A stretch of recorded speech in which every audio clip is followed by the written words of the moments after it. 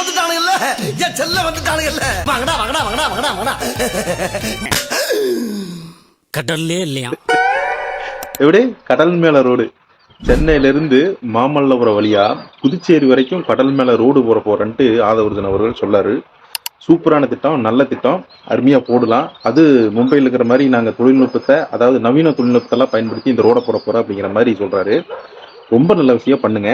அதுக்கு முன்னாடி கிராமப்புறங்கள்ல, ஊராட்சிகள்ல, நகராட்சிகள்ல, மாநகராட்சிகள்ல ஒவ்வொரு வீதிகள்லையும் ஒவ்வொரு தெருக்கள்லையும் ஒவ்வொரு ரோடும் ஓட்ட உடச்சலா கிடக்குது. முதல்ல அதையும் சரி பண்ணுங்க. அதுக்கப்புறம் நீங்க கடல் மேல ரோடு போடலாம். ஏன் இதுக்கு முன்னாடி எல்லாம் நீங்க கோமால இருந்தியா? திமுக ஆட்சியில என்ன பண்ணிட்டு இருந்த கேள்வி கேட்காம அப்படிங்கிற மாதிரி சில தாவேக்கா நண்பர்கள் கேள்வி கேட்க வருவீங்க.